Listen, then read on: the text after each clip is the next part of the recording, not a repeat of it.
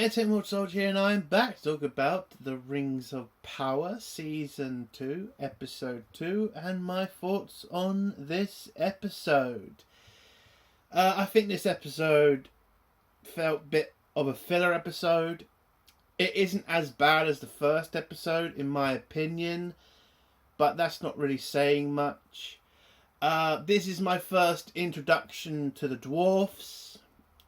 Because I didn't get that far in season 1, so never got to see their acting ability, only heard about it. I know about Deezer, and apparently she was someone who created Mithril, apparently, which pretty much destroys that entire lore of Lord of the Rings, but okay. The other guy, her husband, what's he called? Thorin.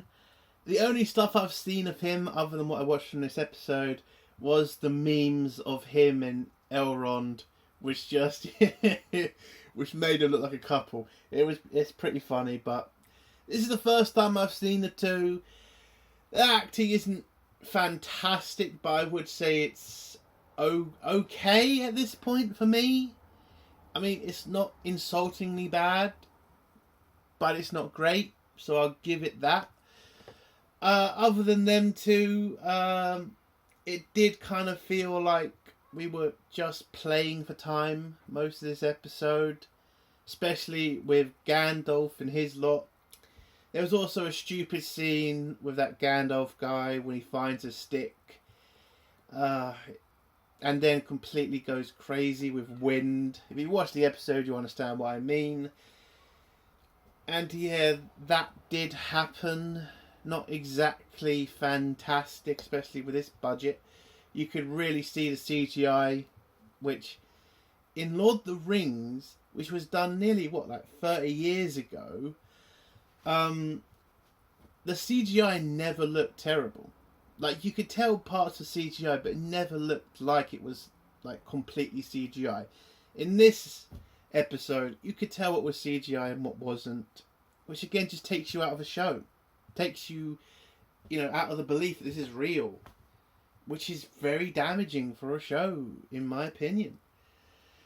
There was also a stupid scene with Sauron when he says Lord of the Rings, and it just felt so fucking forced in. I get it, Rings of Power, you're still trying to remind everybody that this is Lord of the Rings. I mean, I guess you have to, because the writing is total shit, the story is total shit, and the acting's total shit. So you have to remind people, hey, remember people, this is still Lord of the Rings.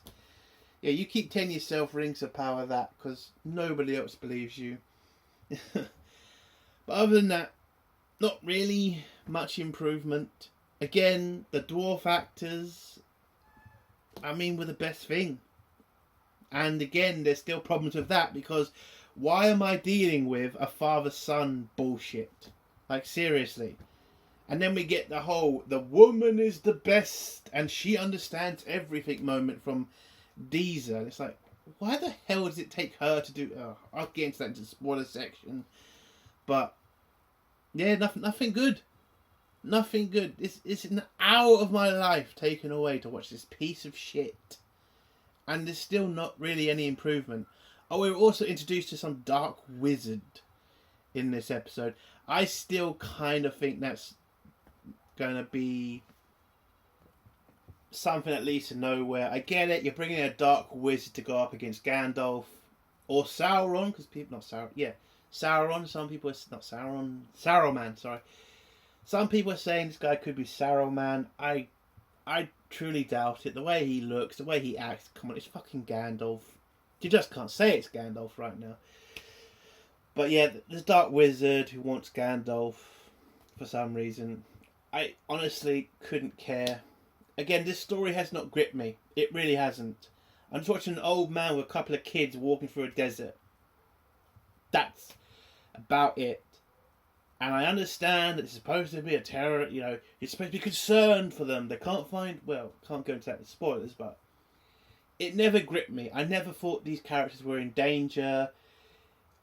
It's, again, the writing, it's just not there.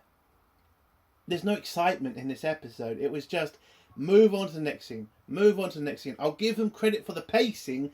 The pacing, I would say, was a little bit better. It didn't feel like we were just staying on a scene way too long. It did feel like they were moving it a bit faster, which is better. Still felt like an hour of my life gone, but it was better. But overall, it's still not a good episode, and still a disgrace to Lord of the Rings. It still is. So again, what would I give this episode out of 10? It's a 0 again. Nothing. No, I'm just a bit unfair. Again, the dwarf actors were okay, so I'll give it a 1. It's a 1 out of 10. It is better than the first episode in my opinion, but not by much. So it's a 1 out of 10. Let's get to the spoiler section. If you don't want to hear spoilers, leave in 3, 2, 1. So, the episode starts off in the Dwarf Kingdom, and we meet back up with Disa and Dorin. You know, after apparently, because again, I didn't watch the first season, he fell out with his dad. His dad disowned him, so he's now having to work a normal job, and it's costing. So they can't live the lifestyle they lived before. He asks Disa, "You still love me? Because I'm not a prince anymore." And she says, "I'll love you, blah, blah, blah." You know that old bullshit thing about man was rich, now he's poor, his wife still loves him shit. That was about it. Then some, what's it called? Earthquake happens because Disa senses it, then goes on the floor, touches the ground, and then boom, an earthquake happens and seriously damages the kingdom to the point where I think the dwarves are considering abandoning the place. At least I think that's what happened. But yeah, an earthquake happens and a lot of shit gets destroyed. We go back to the elves now, where Galadriel is... Galadriel, as they fucking say it. Okay, that's still going to piss me off. We have Lord of the Rings, okay? And they never pronounce shit like this. It was, normal. Mordor, Galadriel. It wasn't Mordor, Galadriel. It's so stupid. And I get it. The writers, the actors, they're trying to say it like that to feel more authentic. Well, the problem with that Rings of Power writers is it doesn't feel authentic. It feels forced. And to be honest, you making Galadriel a fucking general who fights is, again, breaks Lord of the Rings canon. So, fuck this attempt of showing that you have respect for the lore and respect for Tolkien. Because you don't. You really don't. Anyway, Galadriel is burying some seeds. If anybody else didn't realise this was a dream sequence, like where you been? But yeah, she buries some fucking seeds. Then Celebrimbor turns up and tells her Sauron's turned up, and then everything goes dark, and then the seeds that she planted attack Celebrimbor, and Celebrimbor starts muttering some shit about darkness and crap, and the whole place gets dark, and then Celebrimbor gets turned into wood, and then boom, turns out Galadriel was imagining the whole thing. So then she just opens her eyes and boom, she's in a meeting with the king and everybody else.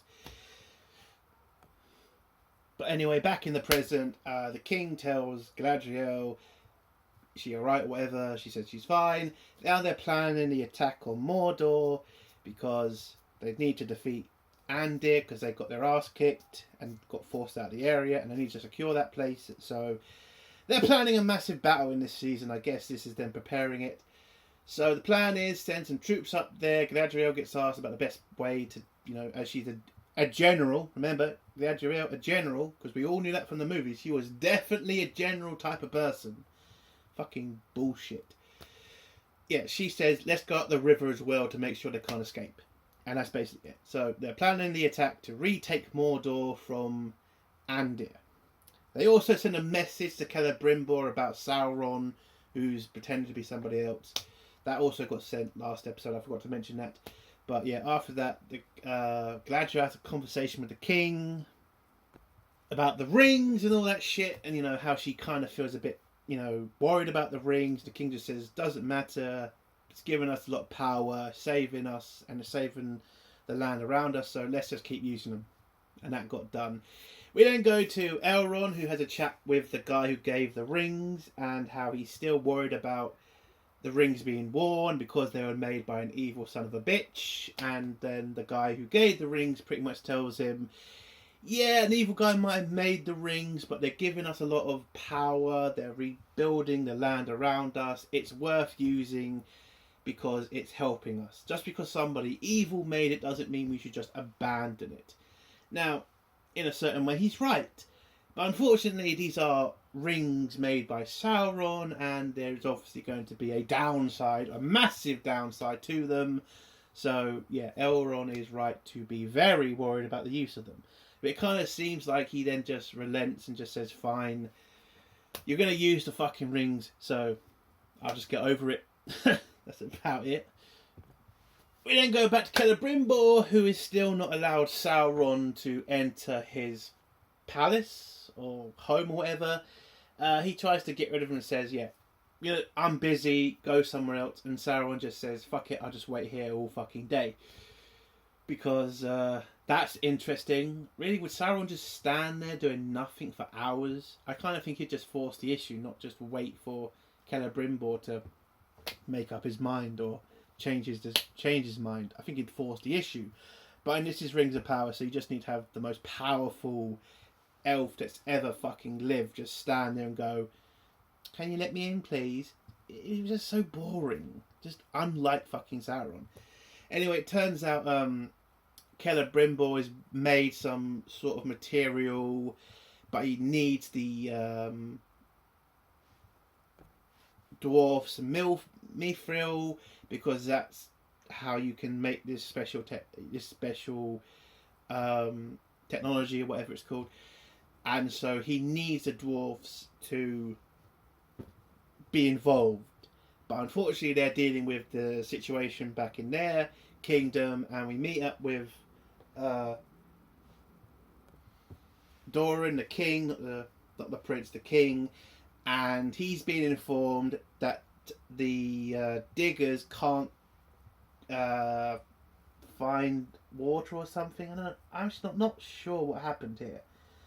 Apparently, with the earthquake, it did serious damage to the crops, and that means they don't have enough food to survive here, so they might have to abandon the kingdom. So the diggers are digging down to see if they can find water or nutrients for the gardens, I think.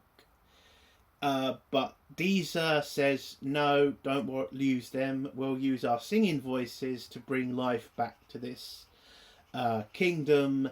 So the king grants them that, and they have a little sing-song, which apparently makes things worse.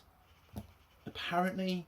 And then, so, yeah, Disa failed, and the king just tells the diggers to keep trying. If they can't, well, they're going to have to plan to do something else.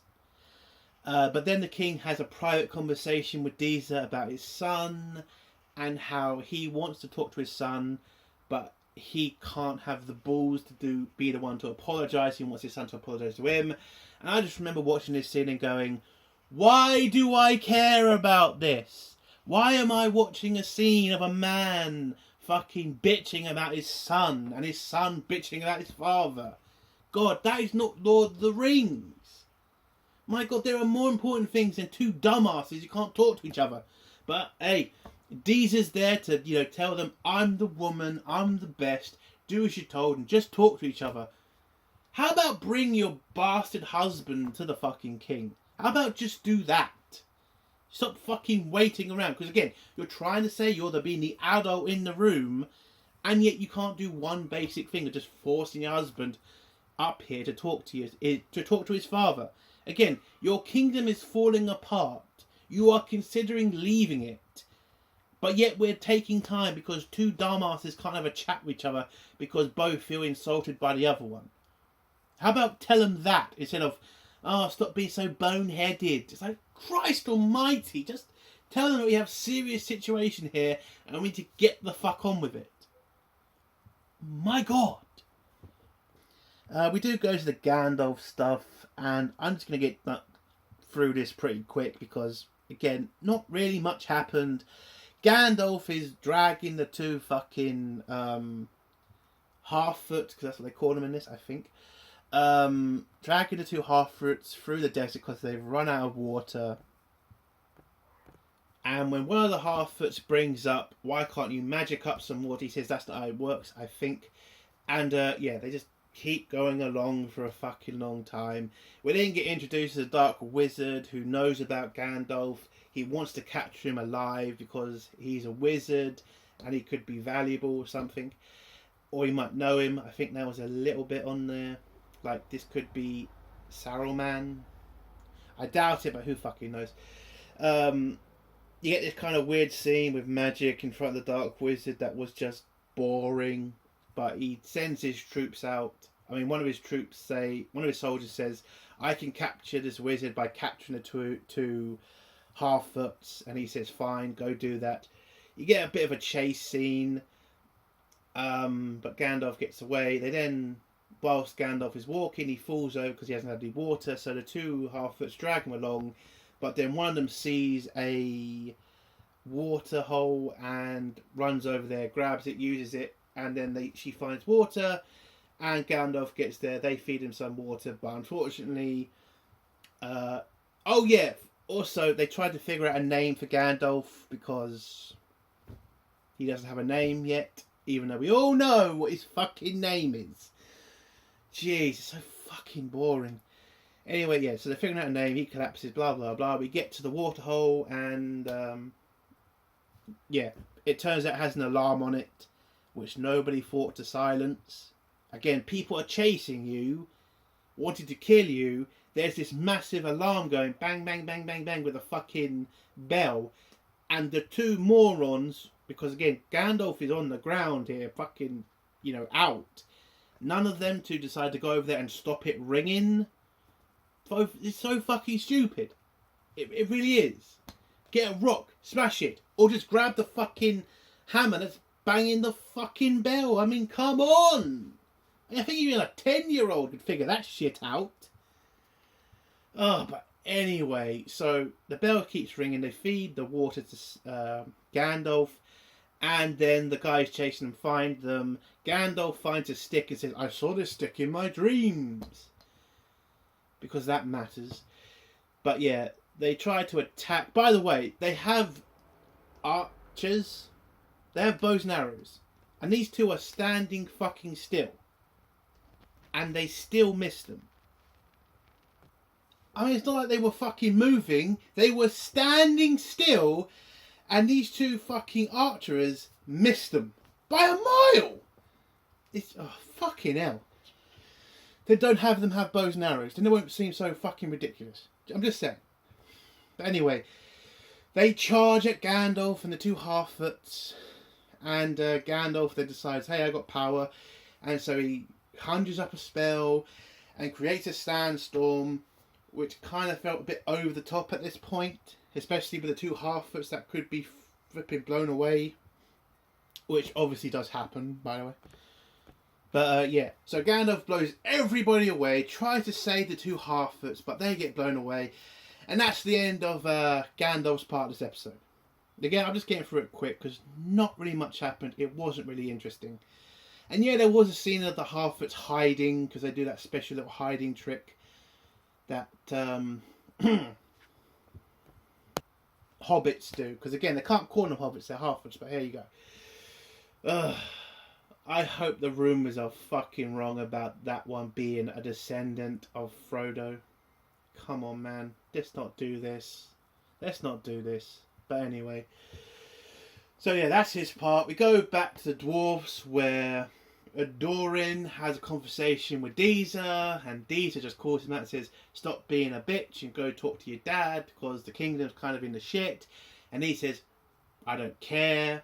Also, he had a fight at his job because he's a digger now because he's not a prince. And apparently the people are pissed at him because they think he brought a curse on them for bringing Elrond into their kingdom. So they're pretty pissed off with him. But yeah, they have an argument, and yeah, I don't remember where that went. Hold on. Oh, that's it. It was just basically go talk to your dad. No, I could have, fed the kingdom for 500 years if it wasn't for my dad. And they just go with the ending was basically we both love each other and we're going to get through this together. That was it. We then go to Elrond and Galadriel, and this is pretty much Galadriel begging Elrond to help her because she doesn't trust herself around Sauron. Jesus Christ. So, let me get this straight. To the writers of this show. So, you want me to believe Galadriel, who, by the way, has a fucking husband who has not turned up yet for some reason. Galadriel has the hots for Sauron now. Like, I understand maybe she fell for some random son of a bitch. But now that she knows Sauron is Sauron, she still now has the hots for the son of a bitch. And you don't think this does damage to Lord of the Rings? Galadriel is supposed to be the purest fucking motherfucker in the Lord of the Rings. That's why she's able to resist the fucking ring. So she can resist Sauron's power, but not his dick. That's basically what you're telling me here. Rings of Power writers. That is some bullshit. Fucking bullshit. What the fuck? But yeah, so Elrond pretty much says, yeah, no, you're an idiot, but I guess I have to help you anyway. That was basically the conversation. But yeah, after that, we go back to Celebrimbor, who tries to tell Sauron to piss off, basically. And then Sauron just turns and says, hey, Celebrimbor, we know how much you like making things. Did Galadriel tell you about how the rings worked? And so because this guy is such a dumbass, he just turns and goes, what? The rings worked? Please, Sauron, tell me. I know he doesn't know it's Sauron, by the way, before somebody says that. I know he has another name, but again, this guy's fucking Sauron. I'm going to call him fucking Sauron. Where was I? The rings worked? Fucking tell me. Oh, come into my house. I mean, I've been pretty much, I think I've been warned not to listen to you, but fuck it, come in the house. And so he comes in, they have a conversation about, power and the rings and all that shit. He tells Celebrimbor that the rings worked and they're very powerful and they need to make more rings so that they can, rebuild Middle-earth, basically. We then go back to Galadriel, who gets told by the king they're going to head off to Celebrimbor's place to see if Sauron's there. You're going to take the best elves with you, and Elrond's going to also join you, and Galadriel thinks she's going to be in charge of this mission, but then the king tells her, no, you're too much of a moron, so we're going to let Elrond take the lead here, which somehow pisses Galadriel off. Again, you did just ask this guy to help you, and did just say that your decision making was in question. So wouldn't you be for this, Galadriel? Kind of see that a smarter decision for the person who hasn't got the hots for Sauron to be in charge of the mission to capture Sauron. Just saying. And then the episode ends with Celebrimbor being introduced to Sauron's power whilst he pretends to be somebody else, and Sauron does this magic show in front of Celebrimbor, which makes Celebrimbor very pleased and loyal to Sauron now. Not known as Sauron, by the way. And yeah, that's how the episode ends, with them two promising to make more magic shit to secure Middle-earth. Oh, we then end on Dorin getting a message from Celebrimbor about the fact they need more Mithril. And that's how the episode ends. Again, this episode was better than the first episode. It was quicker, in my opinion. It still felt like an hour, but at least it didn't feel like an eternity. I mean, again, I will say this. The dwarf actors were better. But other than that, so many problems. The storyline between Galadriel and Sauron is still a fucking stupid part of this. It really is. Terrible show. It's a terrible show. A 1 out of 10. And that's the end of my review. If you like this review, give it a like. If you dislike this review, give it a dislike. If you have a comment, leave it below and I'll try to get back to it. And if you like my content, do think of subscribing. Entertainment Soldier, bye.